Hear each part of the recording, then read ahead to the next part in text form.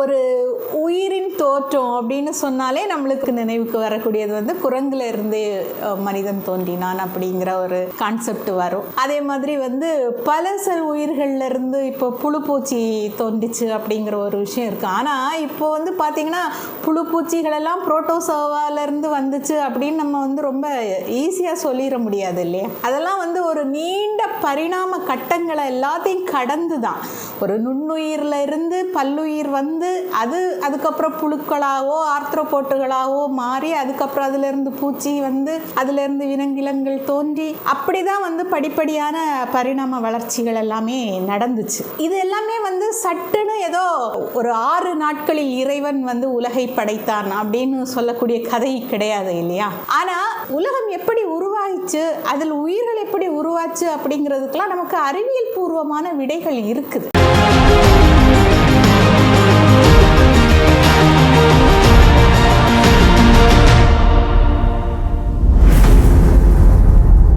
இன்னைக்கு வந்து ஆக்சிஜன் இருந்தால் மட்டும்தான் உயிர் வாழ முடியும் அப்படிங்கிற ஒரு நிலைமை இருக்குது. ஆனால் ஒரு காலகட்டத்தில் இந்த ஆக்சிஜன் அப்படிங்கிறதே வந்து எல்லா உயிர்களுக்கும் மிகப்பெரிய விஷமா இருந்துச்சு. அது எதுவுமே உயிர் வாழ்றதுக்கே தடையா இருந்திருக்குது அப்படிங்கிறதெல்லாம் வந்து நம்ம நினைச்சு கூட பார்க்க முடியாத ஒரு விஷயம். அப்போ உயிர் வாழ்றதுக்கு ஆக்சிஜன் தேவைப்படாத உயிர்கள் எல்லாம் இந்த பூமியில தான் இருந்திருக்குது. அப்ப அந்த உயிரினங்கள் தோன்றதுக்கு முன்னாடி இந்த பூமியில வந்து உயிரினங்கள் தோன்றதுக்கான மூலக்கூறுகள் இருந்திருக்குது. உலகம் வந்து தோன்றினதுல இருந்து அப்படியே தான் இருந்ததா இல்ல ஏதாவது ஒரு மாற்றத்துக்கு உட்பட்டிருக்கதா அப்படின்னு சொன்னா பூமி வந்து எப்பவுமே ஒரே மாதிரி இருந்ததே கிடையாது. அது தொடர்ந்து மாற்றத்துக்கு உட்பட்டுக்கிட்டு தான் வந்துகிட்டு இருக்குது. இந்த அறிவியல் அப்படிங்கிறது நமக்கு வந்து நிறைய விஷயங்கள் கத்து கொடுத்துருக்கு. அப்போ இந்த அறிவியல் நமக்கு எதை கத்து கொடுத்துருக்கோ அங்க இருந்து நான் வந்து தொடங்கலாம் அப்படின்னு நினைக்கிறேன். அறிவியல் அப்படிங்கிறது எப்பவுமே வந்து வளர்ந்துகிட்டே இருக்கும், விரிவடைஞ்சுக்கிட்டே இருக்கும். அப்படி அது வந்து விரிவடைஞ்சிற காலத்தெல்லாம் நம்மளால கணிக்க முடியாது. இப்போ அறிவியல் வளர்ச்சி அடைஞ்சிரும் அப்படின்லாம் நம்மளால சொல்ல முடியாது. நமக்கு என்னென்ன ஆதாரங்கள் கிடைக்குதோ அந்தந்த ஆதாரங்களின் அடிப்படையில் அறிவியல் வந்து வளர்ச்சி அடையும். ஏன்னா எதை வேணாலும் நம்ம வந்து ஒரு கதையாக சொல்லிடலாம். ஆனால் அறிவியலில் வந்து ஒரு நாளும் நம்ம வந்து கூட்ட குறைச்சியெல்லாம் எதுவுமே பேச முடியாது இல்லையா? ஆதாரத்தோட அடிப்படையில் தான் நம்ம வந்து அறிவியலை பேச முடியும். அப்படி நம்ம வந்து ஆதாரத்தோட அடிப்படையில் பேசணும் அப்படின்னு சொன்னாலே நம்ம வந்து உயிர்கள் தோற்றத்தை பற்றி பேசணும்னா நம்ம முதல்ல வந்து கோள்களை பற்றி நம்ம வந்து புரிஞ்சுக்கணும். ஏன்னா கோள்கள் எப்படி தோன்றுச்சு அப்படிங்கிற விஷயங்கள்லாம் நமக்கு தெரிஞ்சாதான் அதுலேருந்து நம்ம வந்து படிப்படியாக மிகச்சரியான விஷயங்களை நம்மளால் வந்து உள்வாங்கிக்க முடியும். அதனால தான் இந்த விஷயத்தை நம்ம வந்து கொஞ்சம் கொஞ்சமாக புரிஞ்சுக்க முயற்சி பண்ணலாம் அப்படின்னு நான் நினைக்கிறேன். நான் வந்து எனக்கு தெரிஞ்ச எல்லாத்தையும் கொண்டு வந்து உடனே கொட்டிடணும் அப்படின்லாம் நினைக்கல தோழர்களே. ஒரு விஷயத்தை நம்ம சொல்கிறோன்னா அதுலேருந்து கேள்விகள் பிறக்கும். அந்த கேள்விக்கான விடையை நம்ம தேடும்போது அதிலிருந்து இன்னொரு கேள்வி பிறக்கும். ஆக ஒரு பதிலிலிருந்து நம்ம கேள்விகளை கேட்டு கேட்டு கேட்டு கேட்டு தான் நம்ம வந்து பல விஷயங்களில் தெளிவடைவோம் அப்படிங்கிறதான் என்னுடைய நம்பிக்கை. நான் என்னுடைய காலேஜ் லைஃபாக இருந்தாலும் சரி, நான் படிக்கிற காலத்தில் இருந்தே நான் கேள்விகள் கேட்டு தான் நிறைய விஷயங்களை கற்றுருக்கிறேன். அதே மாதிரி நான் வந்து என்னுடைய மாணவர்களுக்கும் அதை தான் சொல்லுவேன். கேள்விகள் கேளுங்க. கேள்விகள் கேட்கும் போது தான் நமக்கு வந்து நிறைய பதில்கள் கிடைக்கும். அதுலேருந்து மறுபடியும் கேள்விகள் பிறக்கும் அப்படின்னு தான் நான் வந்து சொல்லி கொடுத்துருக்கிறேன். அதுதான் நான் எல்லா இடமும் அப்ளை பண்ணுறேன். நாம் வந்து அப்போ ஒரு மனித சமூகத்தை பற்றி படிக்கணும்னா நம்ம எங்கல்ஸ்ல இருந்து தொடங்கலாம். ஒரு உயிரின பரிணாமத்தை படிக்கணும்னா டார்வின்ல இருந்து படிக்கலாம். ஆனால் அதுக்கு முன்னாடியே வந்து பிரபஞ்சம் இருக்குது. இந்த பிரபஞ்சத்தில் இருந்து தான் சூரிய குடும்பம் தோன்றி இருக்குது, சூரியன் தோன்றி இருக்குது, அதுக்கப்புறம் பூமி தோன்றி இருக்குது, பூமியில இருந்து உயிர்கள் தோன்றி இருக்குது, உயிர்கள் பரிணாம வளர்ச்சி அடைஞ்சிருக்குது. இது எல்லாத்தையும் நம்ம சொல்லணும். நான் முயற்சி பண்ணுறேன் தோழர்களே. நல்லது. இந்த உயிர்கள் தோன்றது அப்படிங்கிறத தெரிஞ்சுக்கணும்னா முதல்ல நம்ம சூரிய குடும்பத்தோடைய அறிமுகம் நமக்கு வேணும். கண்டிப்பாக சூரிய குடும்பத்தை பற்றி உங்களுக்கெல்லாம் அறிமுகம் இருக்கும். இப்போ என்ன இருக்குது அப்படிங்கிறத நம்ம தெரிஞ்சுக்கிட்டோம்னா தான் அதுக்கு அடுத்து வந்து அப்போ முன்னாடி என்ன இருந்தது அப்படிங்கிற ஒரு கேள்விக்கான விடையும் நமக்கு கிடைக்கும்னு நான் நினைக்கிறேன். ஸோ இந்த சூரிய குடும்பம் இருக்குது இல்லையா? இந்த சூரிய குடும்பம் வந்து கிட்டத்தட்ட 4.6 பில்லியன், அதாவது 460 கோடி ஆண்டுகளுக்கு முன்னால தோன்றியது. சூரிய குடும்பம் அப்படிங்கிறது வந்து வெறும் சூரியனையும் பூமியையும் மட்டும் உள்ளடக்கினது கிடையாது.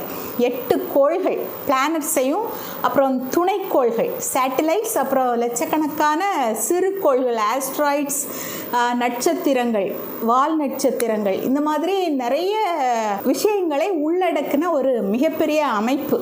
அப்போது இந்த சூரிய குடும்பத்தோட கதையை நம்ம வந்து வெறுமனே சொல்லிட முடியாது இல்லையா. விண்வெளியில் ஒரு மஞ்சள் நிற கோளம் இருந்தது, அங்கே இருந்து நம்மளுடைய பூமி இப்படி தோன்றிச்சு, உயிர்கள் இப்படி தோன்றிச்சு, இப்படியெல்லாம் நம்ம ஒரு கதையாக சொல்லிட முடியாது. அப்போது இந்த பூமியில் உயிர் தோன்றிச்சு அப்படின்னு சொன்னால் அதை குறித்து நம்ம ஆராயறதுக்கு முன்னாடி அந்த உயிர் வாழக்கூடிய ஒரு சூழல் எப்படி இருந்துச்சு, அதனுடைய சுற்றுப்புறம் எப்படி இருந்துச்சு, அதை சூழ்ந்து இருக்கக்கூடிய விண்வெளி எப்படி இருந்துச்சு அப்படின்னு எல்லாத்தையும் நம்ம புரிஞ்சுக்கணும். அப்போ அதுக்கான கதையோட தொடக்கம் தான் இந்த சூரிய குடும்பத்தோட தோற்றம். இதை பற்றி நான் சொல்கிறதுக்கு முன்னாடி சூரிய குடும்பத்தினுடைய அறிமுகத்தை கொடுத்துட்றேன். சூரிய குடும்பத்தில் எத்தனை கோள்கள் இருக்குது? முதல் கோள் அப்படின்னு பார்த்தோன்னா அது புதன், அதாவது மெர்க்குரி. புதன் நம்ம சூரிய மண்டலத்தில் இருக்கக்கூடிய ரொம்ப சின்ன கோள், அதாவது பூமியை விட 2.6 மடங்கு சின்ன கோள். இதுதான் சூரியனுக்கு ரொம்ப பக்கத்தில் இருக்கக்கூடிய கோள். அதே மாதிரி இது வேகமாக சூரியனை சுற்றி வருது. சூரியனை சுற்றி வரக்கூடிய நாட்கள் அப்படின்னு பார்த்தோன்னா வெறும் 88 நாட்களில் இது புதன் சூரியனை சுற்றி வந்துடுது. ஆனால் தன்னைத்தானே சுற்றிக்கும் போது இது ஒப்பீட்டு அளவில் ரொம்ப மெதுவாக தான் சுற்றுது. அதனால தான் இதுக்கு பகலுக்கும் இரவுக்கும் இடையில இங்கே தீவிர வெப்பநிலை வேறுபாடுகள் இருக்குது. வெப்பநிலை வேறுபாடுகள்னா ராத்திரி -180 டிகிரி சென்டிகிரேட்ல இருக்கும் புதன்ல. அதே நேரம் பகல்ல பார்த்தீங்கன்னா 430 டிகிரி சென்டிகிரேட் வரைக்கும் இருக்கும். அப்போ பாருங்க, இங்க எந்த உயிர்களுமே வாழ முடியாத ஒரு சூழல் தான் இங்க இருக்குது. அதோடைய மேற்பரப்புல பள்ளங்கள் எல்லாம் இருக்குது. அதாவது வடக்கு தெற்கு துருவங்களை பார்த்தீங்கன்னா அதுல தண்ணீர் உறைஞ்சி பனியா உறைஞ்சி இருக்கக்கூடிய சாத்தியக்கூறுகள் எல்லாம் நம்ம சயின்டிஸ்ட் எல்லாம் கண்டுபிடிச்சிருக்காங்க.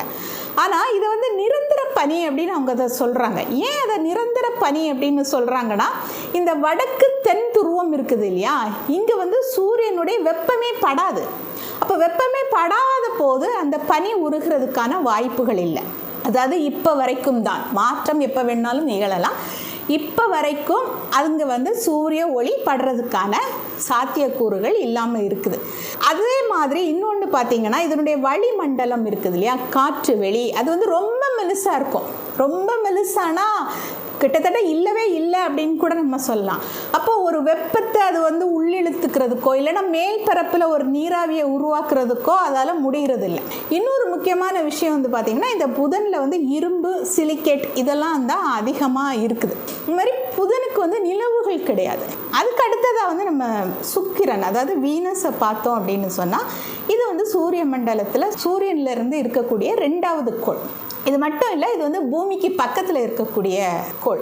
கிட்டத்தட்ட அதனுடைய அடர்த்தியும் பூமியை தான் ஒத்திருக்கும். அதனுடைய சைஸும் அளவும் பூமியை ஒத்திருக்கும். அதனால பூமியும் சுக்கிரனும் இரட்டை கோள்கள் அப்படின்னு நம்ம சொல்கிறோம். சுக்கிரன் பூமியை விட கொஞ்சம் சின்னதாக இருக்கும். இது சூரியனை சுற்றி வர்றதுக்கு 225 நாட்கள் ஆகுது. அதே நேரம் தன்னைத்தானே சுற்றிக்கும் போது ரொம்ப மெல்ல தான் சுற்றுது. எவ்வளோ நாட்கள் ஆகுதுன்னு பார்த்தீங்கன்னா 243 நாட்கள் ஆகுது. சூரியனை கூட சீக்கிரமாக சுற்றிடுது, ஆனால் தன்னைத்தானே சுற்றிக்கிறதுக்கு அதுக்கு 243 நாட்கள் ஆகுது.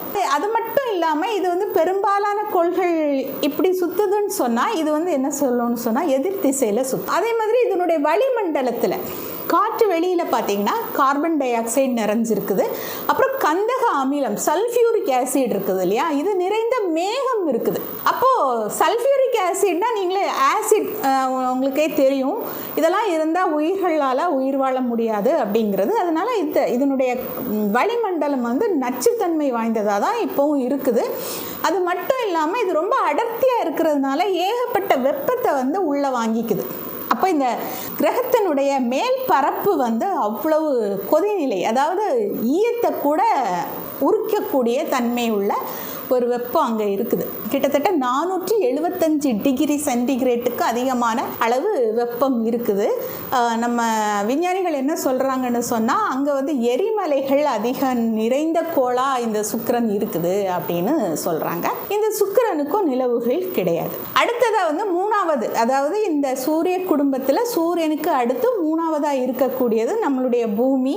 ஒரே தனித்துவமான ஒரு கோள். ஏன்னா உயிரினங்கள் வாழக்கூடிய ஒரே கோளாக இப்போ வரைக்கும் அறியப்படுது. அப்போ நம்ம சூரிய மண்டலத்தில் சூரியனை பூமி சுற்றி வர்றதுக்கு 365.25 நாட்கள் வந்து ஆகுது.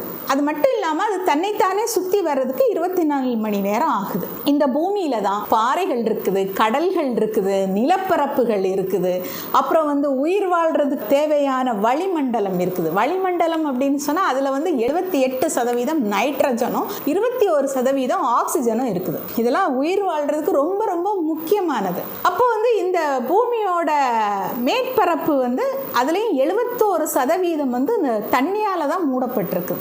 பூமிக்கு வந்து ஒரு நிலவு இருக்குது, நமக்கு நல்லா தெரியும். இதோட வெப்பநிலையை பார்த்தீங்கன்னா -88 டிகிரி சென்டிகிரேட்ல இருந்து 58 டிகிரி சென்டிகிரேட் வரைக்கும் இருக்குது. ஸோ இது வந்து உயிர்கள் வாழ்றதுக்கு அவசியமான வெப்பநிலையை இது வந்து கொண்டிருக்குது.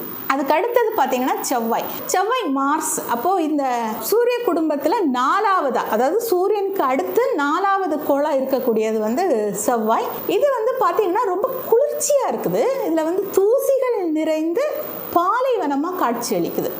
அதோட தூசி மண்டலத்தில் வந்து நம்ம பார்த்தோன்னா இரும்பு ஆக்சைடு, அதாவது அயன் ஆக்சைடு இருக்குது இல்லையா, துரு, நம்ம இரும்பு பொருட்கள் எல்லாம் துரு பிடிச்சா அது மேலே படிஞ்சிருக்கும், நம்மளுக்கு தெரியும். அப்போ அதுதான் வந்து நம்ம அயன் ஆக்சைடு, இரும்பு ஆக்சைடுன்னு சொல்லுவோம். அந்த துருக்களால் செவ்வாய் வந்து என்ன செய்திருக்கு, மூடப்பட்டிருக்கு. அப்போது இதை வந்து நம்ம என்னன்னு சொல்கிறோம்னு சொன்னால் சிவப்பு கிரகம் அப்படின்னு சொல்கிறோம். இது வந்து சூரியனை சுற்றி வர்றதுக்கு கிட்டத்தட்ட 687 நாள் ஆகுது. அதே மாதிரி தன்னைத்தானே சுற்றி வர்றதுக்கு 24.6 மணி நேரம் ஆகுது. அப்போ பாருங்கள், சூரியனை சுற்றி வர்றதுக்கு 687 நாட்கள், தன்னைத்தானே சுற்றி வர்றதுக்கு 24.6 மணி நேரம் ஆகுது. அதனால் அதனுடைய பகல் நேரம் வந்து பூமியோட பகல் நேரத்தை விட கொஞ்சம் தான் அதிகமாக இருக்கும். அப்புறம் இதனுடைய வளிமண்டலம் வந்து ரொம்ப மெலிசாக இருக்கும். அதனுடைய வளிமண்டலத்தில் என்னெல்லாம் இருக்குது அப்படின்னு சொன்னால் கார்பன் டை ஆக்சைடு தான் முதன்மையாக இருக்குது. அப்புறம் இதனுடைய புவியீர்ப்பு விசை வந்து பூமியை விட கம்மியாக இருக்குது. ஆனால் இதில் வந்து ரொம்ப முக்கியமான ஒரு விஷயம் பார்த்தீங்கன்னா, இந்த செவ்வாய் கோளில் துருவ பனிக்கட்டிகள் இருக்கிறதுக்கான சிம்டம்ஸ் எல்லாம் நம்மளுக்கு தெரியுது. அப்புறம் அழிந்து போன எரிமலைகள் எல்லாம் இருந்ததா நமக்கு தெரியுது. அப்புறம் பள்ளத்தாக்குகள் மாதிரியான நிலப்பரப்புகள் எல்லாம் இருக்குது. இந்த மாதிரியான அந்த அமைப்பு வந்து நாசாவோட கவனத்தை ஈர்த்திருக்குது. இவங்க என்ன சொல்கிறாங்க அப்படின்னா, செவ்வாய்க்கோளில் வந்து ஒரு காலத்தில் உயிர்கள் வாழ தகுதியானதாக இருந்திருக்கலாம் அப்படின்றதுக்கான சான்றுகள் கிடைச்சிருக்கு.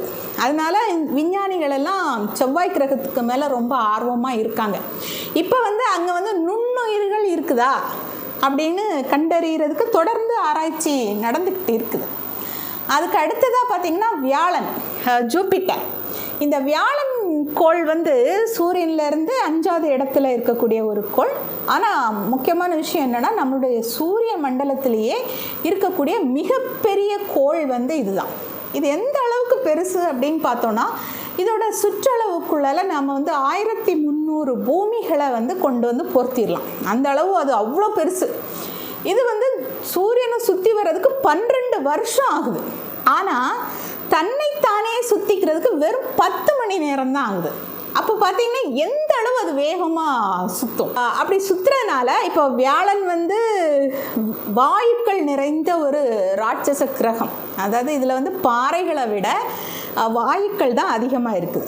அதுவும் இந்த வாயுக்கள் வந்து பெரும்பாலும் ஹைட்ரஜன், ஹீலியம் இதெல்லாம் சேர்ந்து இருக்குது. அதே மாதிரி வியாழனுடைய வளிமண்டலம் வந்து எப்போவுமே கொதிநிலையில் இருக்கிறதுனால, அது ரொம்ப வெப்பமாக இருக்கிறதுனால, அதை நம்ம வந்து பார்க்கும்போது அது எப்படி நம்ம கண்ணுக்கு தெரியும் அப்படின்னு சொன்னால், ஒரு வெள்ளை நிற கோளில் சிவப்பு பட்டை சுற்றி ஒரு பட்டை போட்ட மாதிரியான ஒரு தோற்றத்தை நம்மளுக்கு வந்து கொடுக்கும். இந்த வியாழன் கிரகத்தில் தான், அதாவது கோளில் தான் 95 நிலவுகள் வரைக்கும் இது வரைக்கும் விஞ்ஞானிகள் கண்டுபிடிச்சிருக்காங்க. இதை சுற்றி, அதாவது வியாழன் உருண்டையாக இருக்கும், அதை சுற்றி ஒரு மங்கலான வளைய அமைப்பு இருக்குது. ஆனால் வியாழனை விட சனிக்கோளில் தான் வளையங்கள் வந்து முக்கியத்துவம் வாய்ந்தது. சனிக்கோளில் தான் நடுவில் இப்படி இருக்கும், அதை சுற்றி ஒரு வளையம் இருக்கும். ஆனால் இங்கேயுமே அந்த வளையம் இருக்கும், ஆனால் வந்து ரொம்ப மங்கலாக இருக்கும். இந்த வியாழன் வந்து நம்மளுடைய சூரிய குடும்பத்தில் ரொம்ப ரொம்ப ஒரு முக்கியமான கோள். அது ஏன் அவ்வளோ முக்கியமான கோள் அப்படின்னு பார்க்குறோன்னா, இதில் வந்து இருக்கக்கூடிய அந்த ஈர்ப்பு விசை இருக்குது இல்லையா, அந்த ஈர்ப்பு விசை வால் நட்சத்திரங்களையும் சிறு கோள்களையும் வந்து என்ன பண்ணோன்னா திசை திருப்பி விட்டுரும். அப்படி திசை திருப்பி விடுறதுனால பூமியில் வந்து அந்த வால் நட்சத்திரங்கள்லாம் மோதாமல் இருக்கிறதுக்கு இது வந்து ஒரு மறைமுகமாக நம்மளுக்கு வந்து உதவிக்கிட்டு இருக்குது. அதுக்கு அடுத்ததாக வந்து பார்த்திங்கன்னா சனி கிரகம். இந்த சனி கோள், இந்த கிரகம் கோள், இந்த ரெண்டுமே கிட்டத்தட்ட நம்மளுக்கு வந்து ஒரே மாதிரியான வார்த்தைகள் தான். ஆனால் வந்து கிரகம் அப்படின்னு நம்ம சொல்லும்போது அந்த வார்த்தையை நம்ம எதுக்கு பயன்படுத்துகிறோம் அப்படின்னு சொன்னால், இந்த ஜாதகம் பார்ப்பாங்க இல்லையா, அந்த மாதிரியான விஷயங்களுக்கு அவங்க வந்து கிரகம் அப்படின்னு சொல்லுவாங்க. அதனால தான் நான் அதை வந்து சனி கோள் அப்படின்னு, கோள்கள் அப்படின்னு நான் சொல்கிறேன். அந்த வார்த்தையை நான் பயன்படுத்துகிறேன். ஆனாலும் கிரகம் அப்படிங்கிறது வந்துடுது சில நேரங்களில். சரி, இந்த சனி கோள் இருக்குது இல்லையா, இது வந்து சூரியன்லேருந்து 6வது இடத்துல இருக்குது. அது மட்டும் இல்லாமல் இது வந்து சூரிய மண்டலத்தில் இருக்கக்கூடிய 2வது பெரிய கோள். இதனுடைய வெளியில் நைட்ரஜனும் ஹீலியமும் அதிகமாக இருக்கும். அதனுடைய மையத்தில், அதாவது சென்டரில் பாறைகள் இருக்கும். அதை சுற்றி இந்த நைட்ரஜன் ஹீலியம் எல்லாம் இருக்கிறதுனால ஒரு வளையம் வந்து இருக்கும். அந்த வளையத்துக்குள்ளே என்னெல்லாம் இருக்கும்னு பார்த்தீங்கன்னா பனி, அப்புறம் பாறை துகள்கள், இதெல்லாம் இருக்கும். இந்த சனி வந்து சூரியனை சுற்றி வர்றதுக்கு 29.5 ஆண்டுகள் ஆகுது. தன்னைத்தானே சுற்றி வர்றதுக்கு 10.7 மணி நேரங்கள் ஆகுது. அப்புறம் இன்னொன்று வந்து பார்த்திங்கன்னா இதுக்கு 145க்கும் மேற்பட்ட நிலவுகள் இருக்குது. அடுத்தது பார்த்தோன்னா யுரேனஸ் 7வது கோள். நம்ம சூரிய குடும்பத்தில் இருக்கக்கூடிய 3வது பெரிய கோள். இது வந்து பூமியை விட 4 மடங்கு அகலமானது. இது சூரியனை சுற்றி வர்றதுக்கு 88 ஆண்டுகள் தேவைப்படுது. தன்னைத்தானே சுற்றி வர்றதுக்கு 17 மணி நேரம் போதுமானதாக இருக்குது. அப்போது இது வந்து பனிக்கட்டியால் அமைஞ்ச ஒரு ராட்சச கோள் யுரேனஸ். இந்த பனிக்கட்டியில் என்னெல்லாம் இருக்குதுன்னு பார்த்தீங்கன்னா, நீர் இருக்குது, அப்புறம் அமோனியா இருக்குது, மீத்தேன் இருக்குது. இந்த 3 வந்து முதன்மையாக இருக்குது. அப்புறம் வளிமண்டலத்தில் ஹைட்ரஜன் இருக்குது, ஹீலியம் இருக்குது, மீத்தேன் இருக்குது. இந்த இதில் வந்து மீத்தேன் என்ன பண்ணும் அப்படின்னு சொன்னால், சிவப்பு ஒளியை உறிஞ்சி யுரேனஸுக்கு ஒரு நீலை பச்சை நிறத்தை அளிக்குது. அப்போது யுரேனஸ் வந்து நம்ம பார்க்கும்போது என்ன நிறத்தில் இருக்குதுன்னு சொல்லி பார்த்தீங்கன்னா நீல பச்சை நிறத்தில் இருக்குது.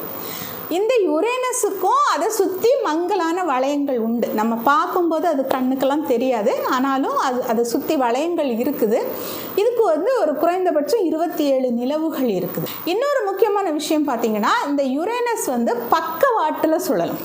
அப்போது மற்ற கோள்களை ஒப்பிடும்போது இது வந்து ஒரு மாதிரி சாய்ந்த நிலையில் ஒரு ஒழுங்கில்லாத சுழற்சி கோணத்தை கொண்டிருக்கும். அதனால தான் இங்கே வந்து ஒரு பருவநிலை மாற்றம் அப்படிங்கிறது இங்கே ரொம்ப ஆச்சரியமாக இருக்கும். இங்கே வந்து 42 வருஷம் வந்து தொடர்ச்சியாக பகல் இருக்கும், அப்புறம் வந்து 42 வருஷம் வந்து தொடர்ச்சியாக இரவு இருக்கும். அதுக்கு அடுத்து வந்து நம்ம கடைசியாக இருக்கக்கூடிய கோள் வந்து பார்த்திங்கன்னா நெப்டியூன் வந்து 8வது. சூரிய குடும்பத்திலேயே மிக தொலைவில் இருக்கக்கூடிய கோள் தான் இந்த நெப்டியூன். இது வந்து யுரேனஸை மாதிரியே ஒரு ராட்சச வாயு கோள் தான். இது வந்து சூரியனை சுற்றி வர்றதுக்கு 165 வருஷம் எடுக்குது. தன்னைத்தானே சுற்றிக்கிறதுக்கு 16 மணி நேரத்தில் சுற்றி வந்துடுது. அப்புறம் இது சூரிய குடும்பத்தில் இருக்கக்கூடிய 4வது பெரிய கோள். இதில் வந்து என்னெல்லாம் அதிகமாக இருக்குதுன்னு பார்த்தீங்கன்னா, திடமான பாறை இருக்குது, அப்புறம் பனிக்கட்டி, இந்த ரெண்டுமே இருக்குது. இன்னொன்று அந்த பாறைகள் இதில் எல்லாத்துலேயுமே வந்து அதை சூழ்ந்து இருக்கக்கூடியது என்னன்னு பார்த்தோன்னா திரவ நீர் இருக்குது, அப்புறம் அமோனியா, மீத்தேன், இதெல்லாம் இருக்குது. வழக்கம் போல் மீத்தேன் வந்து சிவப்பு ஒளியை உறிஞ்சி நெப்டியூனுக்கு என்ன சிறப்பியல்பை கொடுக்குது அப்படின்னு பார்த்தீங்கன்னா நீல நிறத்தை கொடுக்குது. அப்போது நெப்டியூனுக்கு குறைஞ்சது ஒரு 5 மங்கலான வளையங்கள் இருக்குது. இன்னொன்று வந்து இதுக்கு 14 நிலவுகள் இருக்குது. இது ரொம்ப குளிர்ச்சியாக இருக்கும். 8 கோள்கள் பார்த்ததுலேயே அதிகமான புயல் மாதிரி காற்று வீசக்கூடிய கோள் அப்படின்னு பார்த்தீங்கன்னா இதுதான். இங்கே வந்து காற்று வந்து மணிக்கு 2000 கிலோமீட்டர் வேகத்தில் வந்து வீசும். இது இவ்வளோ வந்து நம்ம கோள்கள் 8 கோள்கள் அப்படின்னு பார்த்துட்டோம். இன்னொரு விஷயத்த மறந்துட்டோமோ அப்படின்னு நம்மளுக்கு தோணும். அது என்ன அப்படின்னு பார்த்தீங்கன்னா, கிட்டத்தட்ட 1990களில் தொடக்கத்தில் விண்வெளி ஆய்வுகள் வந்து ஒரு பரிணாம கட்டத்தில் இருக்குது. அப்போ தான் வந்து ஆய்வுகள் எல்லாம் ரொம்ப மும்முரமாக நடந்துக்கிட்டு இருக்குது. அந்த சூழலில் 1930 என்ன பண்ணுறாங்கன்னா, ஒரு அமெரிக்க விண்வெளியாளர் ஒரு நீண்ட ஆய்வுக்கு பிறகு அவர் வந்து என்ன சொல்கிறாரு அப்படின்னு சொன்னால், நான் சூரிய குடும்பத்தில் ஒரு புது கோளை கண்டுபிடிச்சிட்டேன் அப்படின்னு சொல்கிறாரு. இந்த கோள் தான் வந்து ப்ளூட்டோ. நம்ம வந்து படிச்சிருப்போம், சூரிய குடும்பத்தில் 9 கோள்கள் உண்டு அப்படின்னு படிச்சிருப்போம். நான் வந்து என்ன சொல்கிறேன், 8 கோள்கள் அப்படின்னு தான் நான் சொல்கிறேன். ப்ளூட்டோ அப்படின்னு ஒன்றை வந்து 2030 வருஷம் வந்து அது ஒரு புது கோள் அப்படின்னு அறிவிச்சாங்க அப்படின்னு நான் சொன்னேன். ஸோ 2006 வரைக்கும் இந்த ப்ளூட்டோ வந்து 9வது கோளாக தான் எல்லாருமே கருதிக்கிட்டு இருந்தாங்க. இந்த ப்ளூட்டோவுக்கு 5 நிலவுகள் இருந்தது. சூரிய குடும்பத்திலேயே இதுதான் வந்து ரொம்ப ரொம்ப சின்ன கோள் அப்படின்னு நினச்சிட்டு இருந்தாங்க. இது வந்து சூரியனை சுற்றி வர்றதுக்கு 248 ஆண்டுகள் ஆகுது. தன்னைத்தானே சுற்றி வர்றதுக்கு 6.4 நாட்கள் ஆகுது. இதுவும் பாறையால் அமைந்தது தான். இதனுடைய வளிமண்டலத்திலையும் நைட்ரஜனும் மீத்தேன் வாயுக்களும் இருக்குது. அதுக்கு ஈர்ப்பு இசை வந்து குறைவாக இருக்குது. அந்த நேரத்தில் 2006 சர்வதேச வானியல் சங்கம், அதாவது IAU என்ன சொல்லுது அப்படின்னு பார்த்தீங்கன்னா, ப்ளூட்டோ கோள் அது வந்து ஒரு கோள் அப்படிங்கிற அந்தஸ்தை நீக்கிறது. ஏன் கோள் அப்படிங்கிற அந்தஸ்தை நீக்குது அப்படின்னு பார்த்தீங்கன்னா, இந்த சர்வதேச வானியல் சங்கம் வந்து என்ன சொல்லுது, 2006 கோள் அப்படிங்கிறதுக்கு ஒரு புது வரைமுறைகளை கொண்டு வருது. அவங்க என்ன சொல்கிறாங்கன்னா, ஒரு கோள் அப்படின்னு சொன்னால் அது சூரியனை சுற்றி வரணும். அப்புறம் வந்து அந்த சுழற்சி வந்து உருண்டை வடிவத்தில், உருண்டை கோள வடிவத்தில் அது இருக்கணும். அதே மாதிரி அது தன்னோட காந்தப்புலன், அதனுடைய ஈர்ப்பு சக்தியினால் அதனுடைய சுற்று வட்டத்தை வந்து தூய்மைப்படுத்தி இருக்கணும். அதாவது ஒரு கோள் இருக்குதுன்னா அதை சுற்றி வந்து எந்த டிஸ்டர்பன்ஸும் இருக்கக்கூடாது, அது ஃப்ரீயாக சுற்றி வரணும். ஆனால் இந்த ப்ளூட்டோ வந்து அந்த 3வது கண்டிஷனில் ஃபெயில் ஆகிடுது. விண்மீன் துணுக்குகள் இருக்குது இல்லையா, டெப்ரிஸ், அந்த டெப்ரிஸ் எல்லாம் அது சுத்தப்படுத்தலை. இதனுடைய பக்கத்துலலாம் அந்த டெப்ரிஸ் எல்லாம் இருக்குது. அதனால இந்த வரமுறைக்குள்ளால ப்ளூட்டோ வரலை அப்படின்னு சொல்லி அவங்க என்ன பண்ணிட்டாங்க, அதனுடைய கோள் அப்படிங்கிற அந்த அந்தஸ்தை வந்து நீக்கிட்டாங்க. அப்போ இதுக்கு என்ன பேர் கொடுத்தாங்க அப்படின்னா, அதை வந்து அரைக்கோள், அதாவது ட்ராஃப்ட் பிளானட் அப்படின்னு அதுக்கு வந்து பேர். அப்போ இந்த வரையறை இருக்கு இல்லையா, இந்த வரையறை வந்து ஒரு மிகப்பெரிய மாற்றத்தை ஏற்படுத்திச்சு. இதனால் வந்து ஏரிஸ், அப்புறம் சௌமியா, மேக் இந்த மாதிரியான புது அரை கிரகங்கள் எல்லாமே வந்து கண்டுபிடிக்கப்பட்டுச்சு. இந்த ப்ளூட்டோனுடைய கதை இருக்கு இல்லையா, இது வந்து நமக்கு ஒரு முக்கியமான விஞ்ஞான உண்மையை எடுத்து சொல்லுது. அதாவது என்னன்னா, அறிவியல் அப்படிங்கிறது ஒரு நிலை பெற்ற ஒன்று இல்லை. புதிய புதிய ஆதாரங்களால் அதை வந்து திருத்தவும் முடியும், புதுப்பிக்கவும் முடியும் அப்படிங்கிறது தான் இது. அது வந்து எப்போவுமே வந்து அறிவியல் அப்படிங்கிறது நிரந்தரமான ஒன்று கிடையாது. அது ஆதாரங்களின் அடிப்படையில் அதனுடைய முடிவுகள் மாறிக்கிட்டே இருக்கும். அதுக்கு அடுத்து வந்து நம்ம பார்த்தோம்னா, இப்போ சூரிய குடும்பத்தில் இருக்கக்கூடிய சிறு கோள்கள், அதாவது ஆஸ்ட்ராய்ட்ஸ்னு நம்ம சொல்லுவோம் இல்லையா, அந்த சிறு கோள்கள் இப்போ வந்து இந்த சூரிய குடும்பம் உருவானதை தொடர்ந்து சூரியனை சுற்றி சுழலக்கூடிய கோள்கள் மட்டும் இல்லாமல் இன்னும் நிறைய வான் பொருட்கள் எல்லாம் தோன்றுச்சு. அதில் முக்கியமானது தான் இந்த சிறு கோள்கள். இது வந்து பாறை துட்டுகள் தான். இது வந்து எப்படி அப்படின்னு பார்த்தீங்கன்னா, ஒரு கோள்களாக வளர முடியாத பகுதி அப்படின்னு நம்ம சயின்டிஸ்ட் சொல்கிறாங்க. சில பெரிய கோள்கள்ல இருந்து உடைஞ்சு விழுந்த ஒரு பகுதியாகவும் இதை வந்து கருதுகிறாங்க இந்த சிறு கோள்களை. அதாவது வந்து சூரிய குடும்பத்தில் சூரியன் அப்புறம் மற்ற கிரகங்கள் எல்லாம் உருவானதுக்கு அப்புறமா மீதி இருக்கக்கூடிய மீந்து போன அந்த தூசி, அப்புறம் பாறை சிதைவுகள், இது எல்லாத்தினாலையும் உருவானது தான் இந்த சிறு கோள்கள் அப்படின்னு சொல்கிறாங்க. இது வந்து பெரும்பாலும் எங்கே இருக்கும் அப்படின்னு பார்த்தீங்கன்னா, பூமிக்கும் செவ்வாய்க்கும் இடையில் இருக்கக்கூடிய சிறு கோளப்பட்டை அப்படின்னு சொல்கிறாங்க, ஆஸ்ட்ராய்டு பெல்ட். பூமிக்கும் செவ்வாய் கோள்களுக்கும் இடையில இந்த பகுதியில் தான் இது வந்து அதிகமாக இந்த சிறு கோள்கள் இருக்குது. இதுவும் வந்து என்ன செய்யும் அப்படின்னா, சூரியனை வட்டமாக சுற்றி வரும். ஆனால் வந்து சில நேரங்களில் பூமியோட பாதையையும் கிராஸ் பண்ணி போகும், கடந்து போகும். இந்த சிறு கோள்கள் வந்து எண்ணிக்கையில் ரொம்ப அதிகமாக இருக்குது. இப்போ நம்ம அறிவியல் கணிப்புகள் படி விஞ்ஞானிகள் என்ன சொல்கிறாங்க அப்படின்னா 10 லட்சத்துக்கும் அதிகமான சிறு கோள்கள் வந்து சூரிய குடும்பத்தில் இருக்கிறதா நம்பப்படுது. நாசாவும் ஐஏயுவும் கிட்டத்தட்ட 14 லட்சம் சிறுகோள்களை இதுவரைக்கும் கண்டுபிடிச்சி பதிவு செய்திருக்குது. அதில் வந்து சுமார் 10,000க்கும் மேற்பட்டவை வந்து பூமிக்கு பக்கத்தில் இருக்குது. அதாவது near earth asteroids. Near earth asteroids அப்படின்னா பூமிக்கு பக்கத்தில் இருக்கக்கூடிய சிறுகோள்கள். இது வந்து ஒரு வகையில் வந்து பூமிக்கு ஒரு அச்சுறுத்தலாக இருந்துகிட்டு இருக்குது. இன்னொன்று வந்து பார்த்திங்கன்னா சுமார் 2 லட்சத்துக்கும் மேற்பட்ட இந்த சிறுகோள்கள் வந்து செவ்வாய்க்கும் வியாழனுக்கும் இடையில் இருக்கக்கூடிய சிறுகோள பட்டை பகுதியில் இருக்குது. அப்புறம் சூரியனுக்கு பக்கத்துலேயும் இது இருக்குது. நெப்டியூன் சுற்றுப்பாதைக்கு அப்பால் அங்கேயும் வந்து இருக்குது.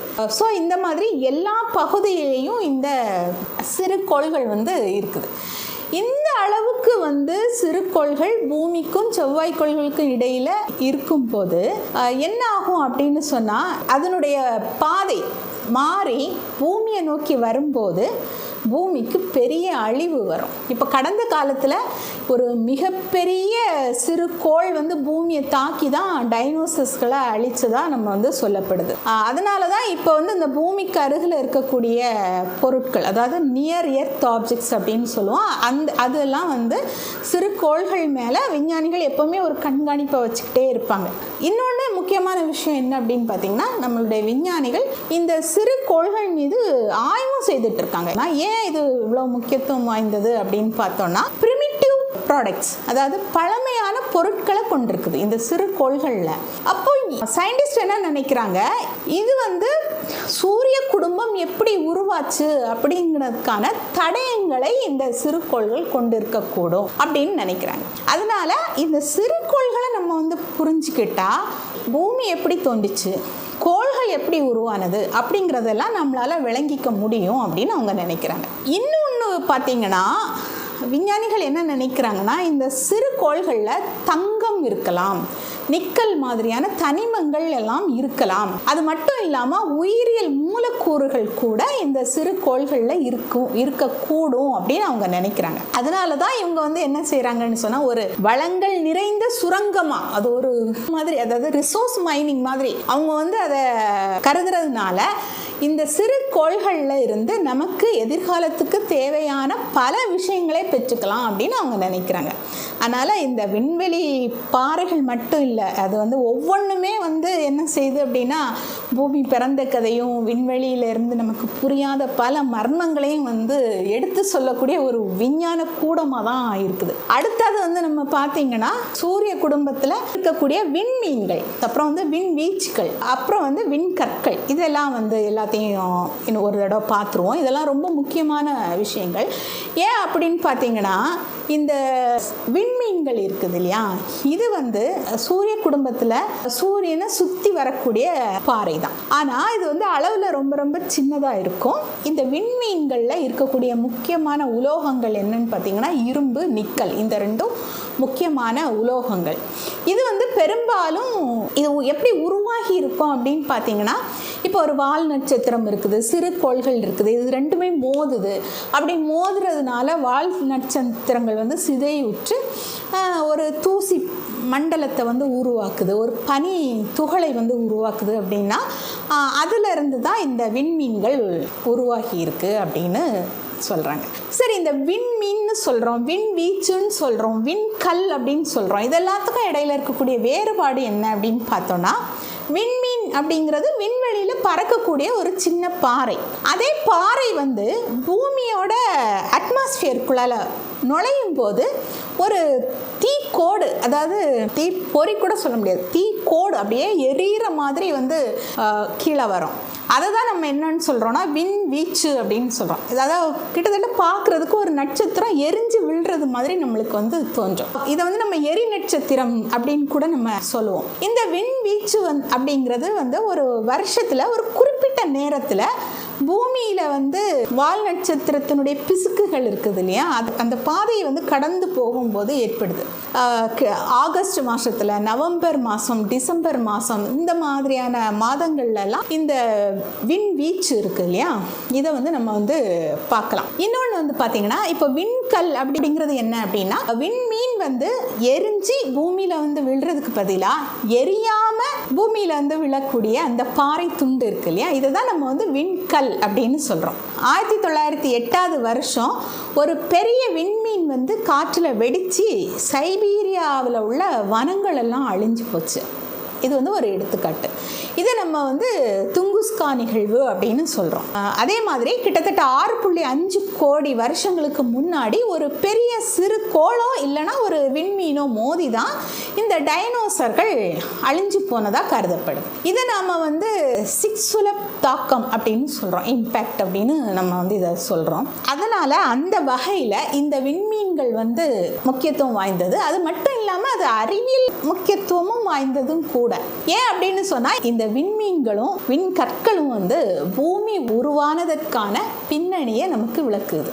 இதை வந்து ஆய்வு செய்கிறது மூலமாக உயிரோடைய தொடக்க கால நிலைகள் எப்படிலாம் இருந்திருக்கும் அப்படின்னு நம்மளுக்கு புரிஞ்சுக்கிறதுக்கு இந்த விண்கற்கள் வந்து நம்மளுக்கு வழிகாட்டுது. ஏன்னா சூரிய குடும்பம் உருவாகிறதுக்கான ஆரம்ப காலகட்டத்தில் பழமையான கார்பன் சேர்மங்கள், அதாவது பிரிமிட்டிவ் கார்பன் காம்பவுண்ட்ஸ், இந்த பிரிமிட்டிவ் கார்பன் காம்பவுண்ட்ஸ் தான் உயிர்களுக்கு தேவையான பில்டிங் பிளாக்ஸாக இருந்தது, அதாவது ஒரு கட்டுமான தொகுதிகளாக இருந்தது. அப்போ இது வந்து எங்கே இருந்து வந்திருக்குது அப்படின்னா விண் கற்களில் அது இருக்குது அப்படின்னு சொல்கிறாங்க. அதே மாதிரி பூமியில் காணப்பட்ட முதல் உயிரியல் மூலக்கூறுகள் வந்து பூமிக்கு வெளியில இருந்து வந்திருக்கலாம் அப்படின்னு இப்போ வந்து விஞ்ஞானிகள் நினைக்கிறாங்க.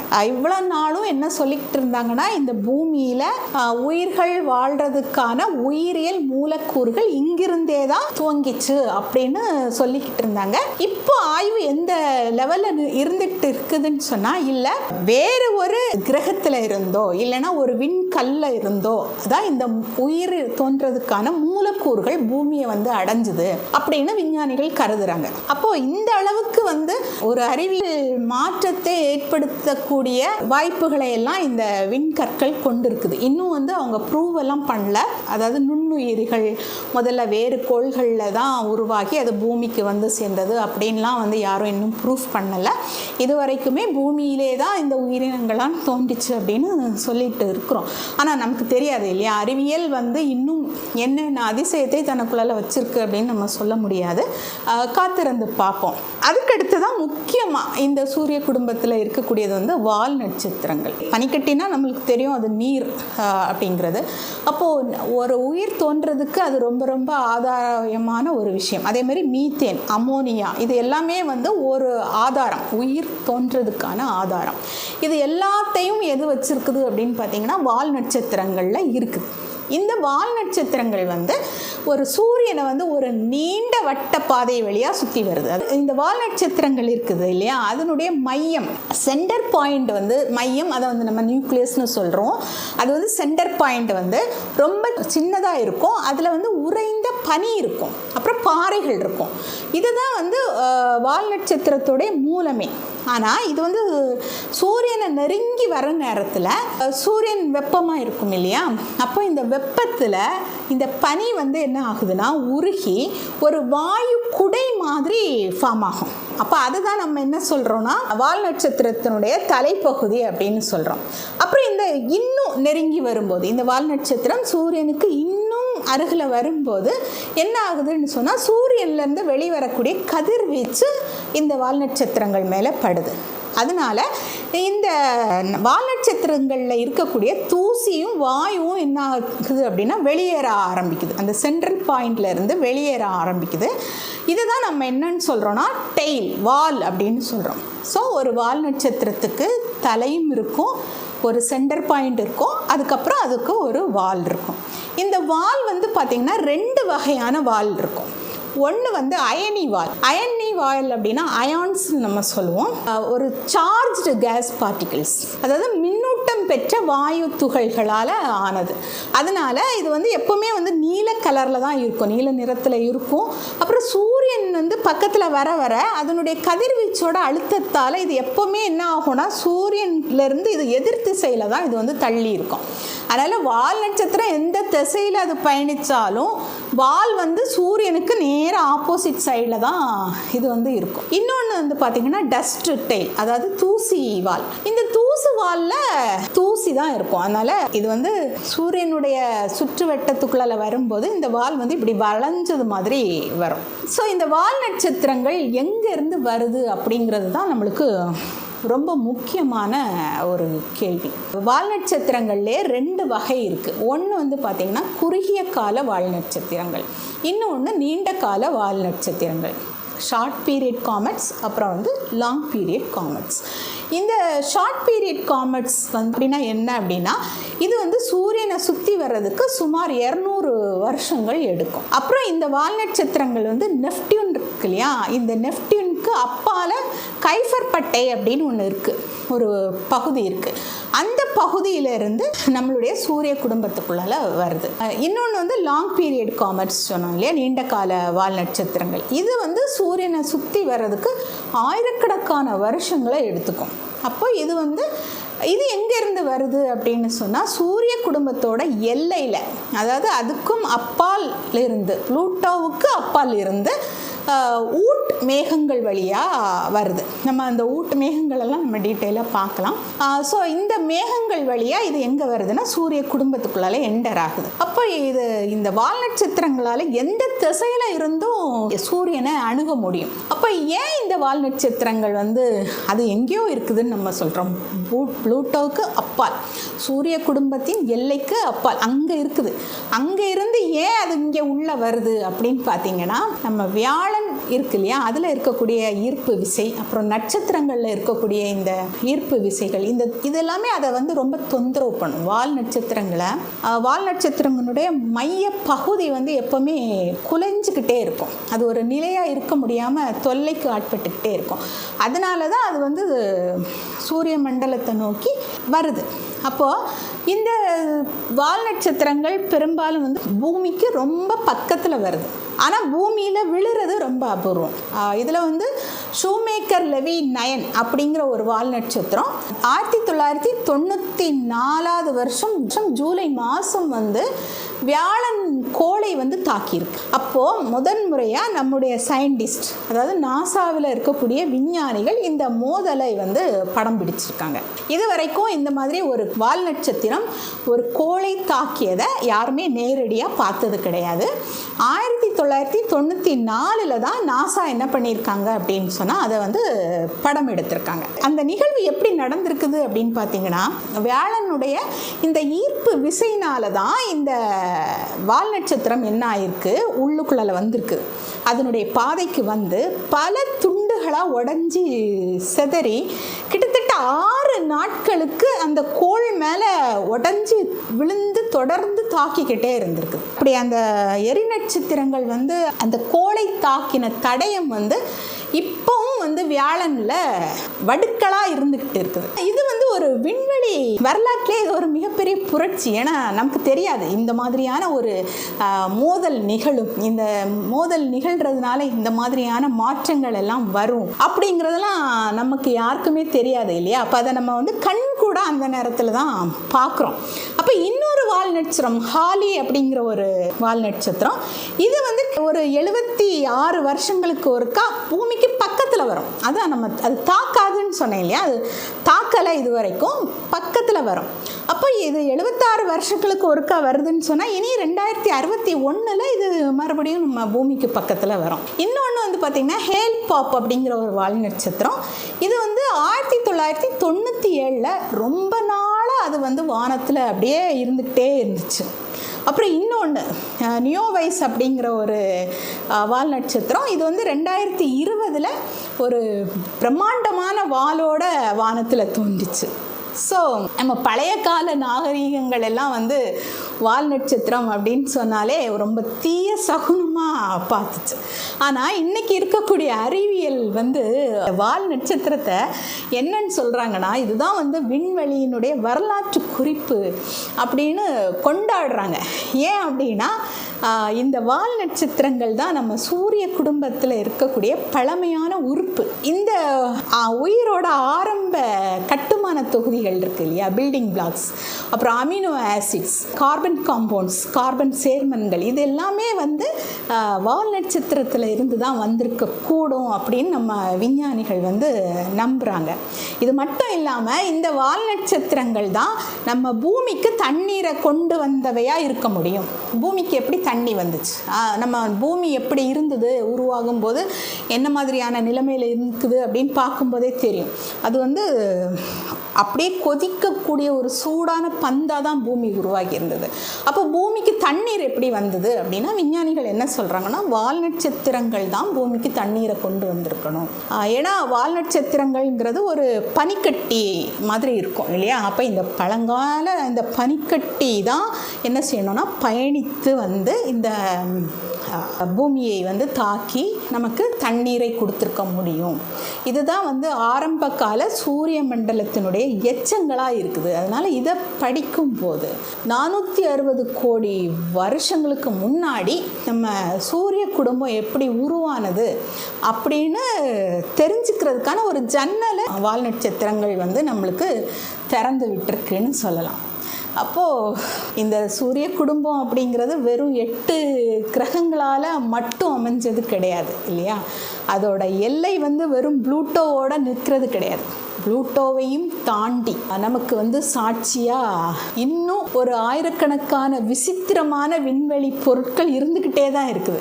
இது எல்லாமே நமக்கு என்ன சொல்ல போகுது, என்ன சொல்ல காத்திருக்குது அப்படின்னு பார்த்தீங்கன்னா இந்த பிரபஞ்சம் எப்படி தோன்றிச்சு, அது தோன்றதுக்கான தன்மை என்னவா இருந்துச்சு, பரிணாமம் எப்படி நடந்துச்சு, அதனுடைய அப்படிங்கிற மாதிரியான முக்கிய தகவல்களை எல்லாம் நமக்கு தருது. அப்போது நம்ம இதெல்லாம் வந்து நம்ம ஃபாசில் லைப்ரரி அப்படின்னே சொல்லலாம். இந்த சூரிய குடும்பமும் சூரிய குடும்பத்துக்கு அப்பால் இருந்து வரக்கூடிய இந்த விண்கற்களும் வால் நட்சத்திரங்களும் இது எல்லாமே நம்மளுக்கு வந்து ஒரு ஃபாசில் லைப்ரரியாக தான் செயல்பட்டுருக்கு. அப்போது ஒரு சூரிய குடும்பம் எப்படி உருவாகும் அப்படின்னு நம்ம தெரிஞ்சுக்கணும் அப்படின்னு சொன்னால் இது எல்லாமே நம்மளுக்கு சாட்சியாக இருக்குது. அதனால தான் நான் வந்து முதல்ல நம்ம இதை பற்றி தெரிஞ்சுப்போம் அப்படின்னு நினச்சேன். தோழர்களே, இதோட நான் முடிச்சுக்கலாமா? நம்ம அடுத்து ஏதாவது ஒரு வாய்ப்பு இருக்கும்போது நான் தொடரலான்னு நினைக்கிறேன் தோழர்களே.